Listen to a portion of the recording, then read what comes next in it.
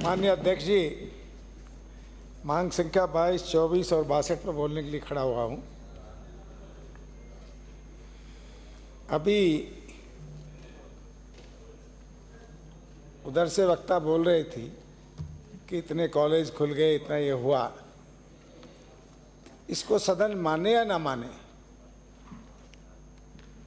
पिछली सरकार ने, ये मैं बीजेपी से एमएलए इसलिए नहीं कह रहा,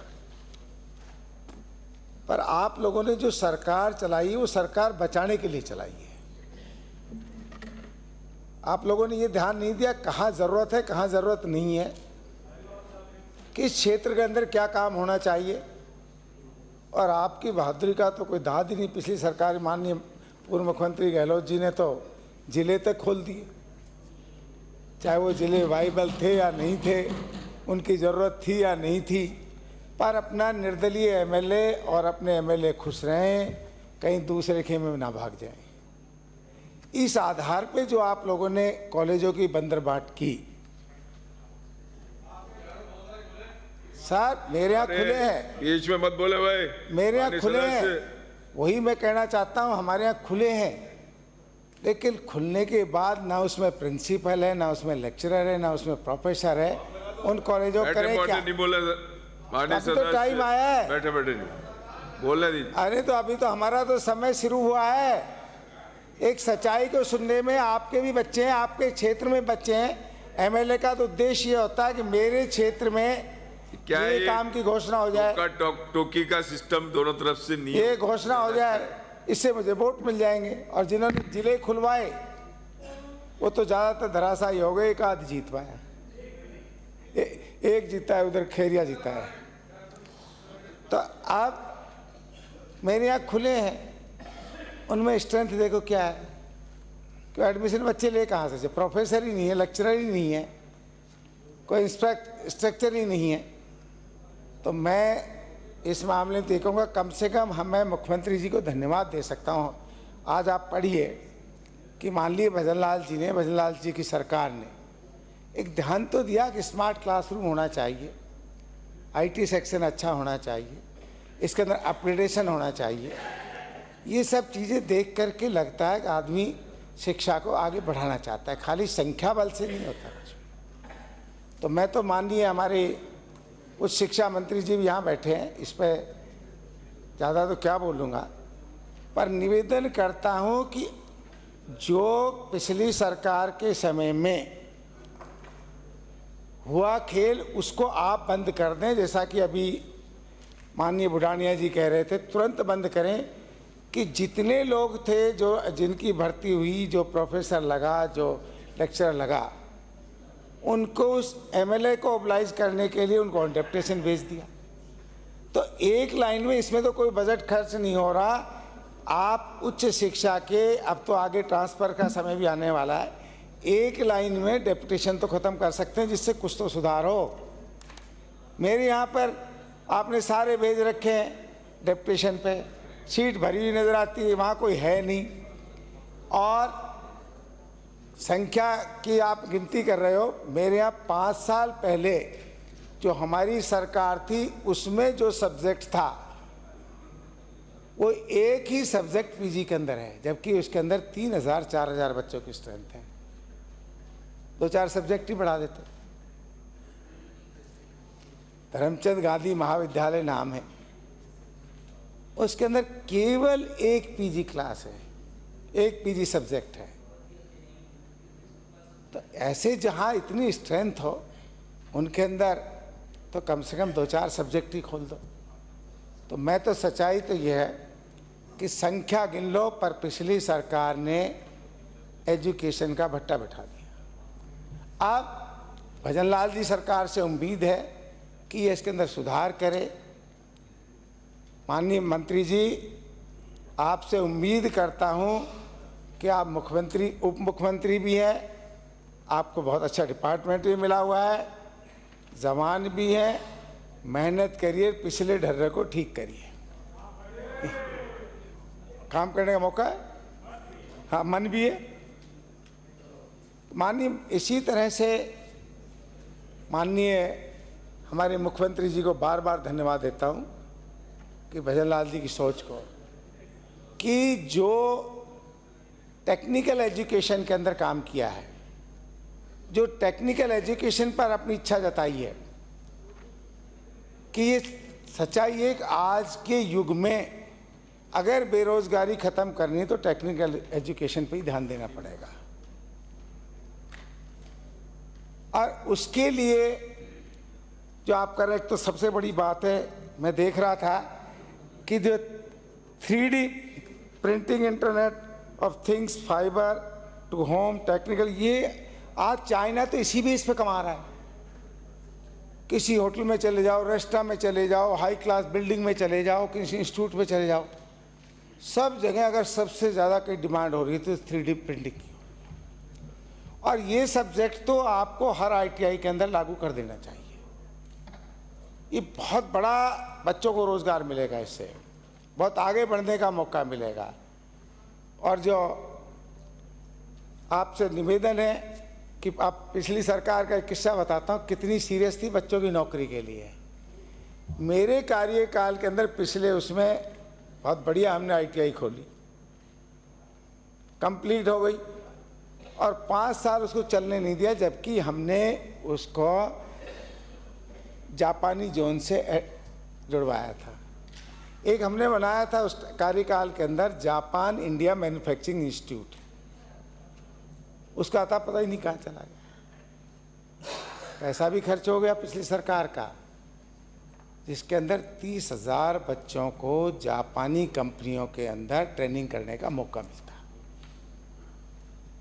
आज इस 5 साल के आपके कार्यकाल के अंदर, पिछली सरकार के कार्यकाल के अंदर ऐसा भट्टा बैठा दिया बच्चों के प्रति, केवल MLAs पे ध्यान दिया। जापानी कंपनियों से मैंने बात की जा कर के कि हमारे बच्चों को नौकरी दो, तो वो कहते हैं साहब कि आप ऐसा तो डेवलपमेंट करो कि वो हमारे लायक तो बन जाए। तो आपसे मेरा निवेदन है कि ये जो आजकल वाइबल है सब्जेक्ट, जो पुराने ज़माने के बैठे हुए हैं, चल रहे हैं, वही मशीनें, वही सब चीज़ें, इनको बदलो। और इनको बदल करके जहाँ जिस एरिया के अंदर है, मेरे एरिया के अंदर फैक्ट्रियाँ बहुत है, तो उसी हिसाब से जिस एरिया में जिस तरह की फैक्ट्रियाँ, भीलवाड़ा में कपड़ों की फैक्ट्रियाँ हैं, तो उधर अलग सब्जेक्ट की ज़रूरत है। मेरे यहाँ पर एकदम जापानी और कोरिया कंपनियाँ हैं, तो उनको अलग सब्जेक्ट की ज़रूरत है। तो आपसे मेरा निवेदन है कि एक बार आप अपना रिसर्च उसके अंदर सर्वे कराओ, किस एरिया में किस सब्जेक्ट की ज़रूरत है, किस सब्जेक्ट से लोगों को ज़्यादा रोज़गार मिल सकता है। तो आपसे आग्रह, इधर भी ध्यान देना। रही बात ट्रांसपोर्ट की, सच कह रहा हूँ मैं, आपका ट्रांसपोर्ट तो माननीय पूर्व मुख्यमंत्री जी के कार्यकाल में MLAs के यहाँ गिरवी रखा हुआ था, गहलोत जी के समय में, गहलोत जी के समय में।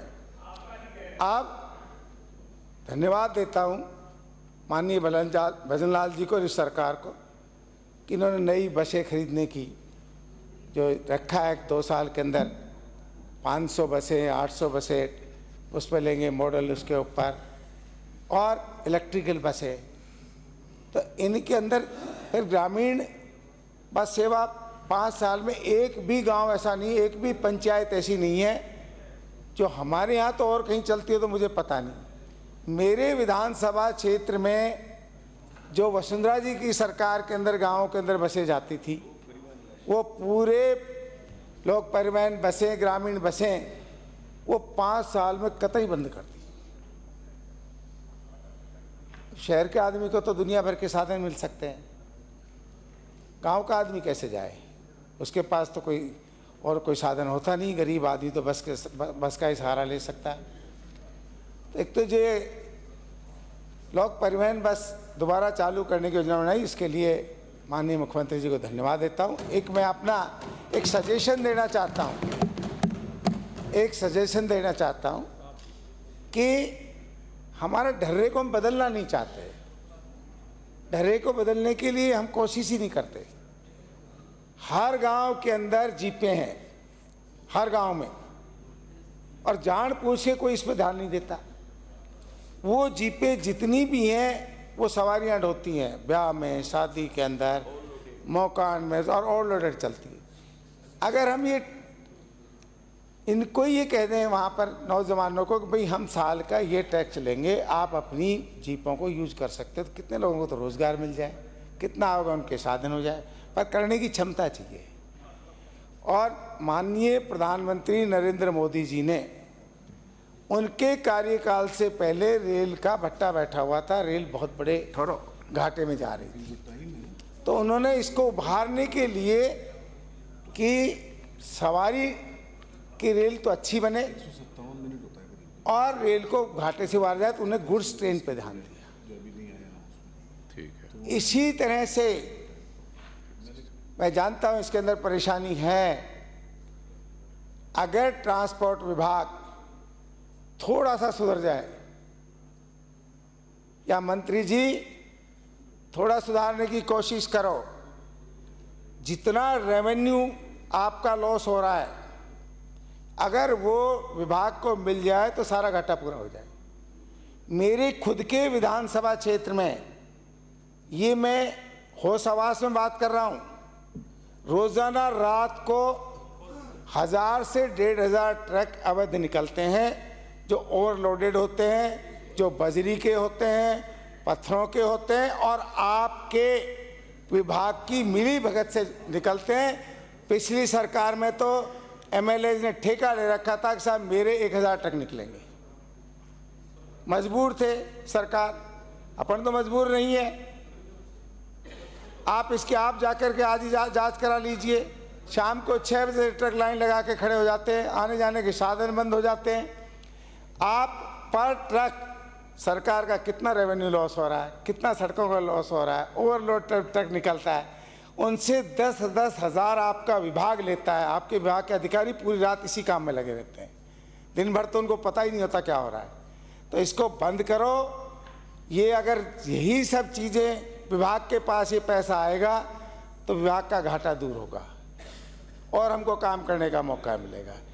और ये आपके अधिकारी चाहे आपको कुछ भी तड़ी रखे, सीधा उनकी मिली भगत से ये काम हो रहा है, पूरी रात वसूली चलती है। इसी तरह जो हमारे बॉर्डर पे ये खेल हो रहा है, इसी तरह राजस्थान के और बॉर्डर पे भी ये खेल हो रहा होगा।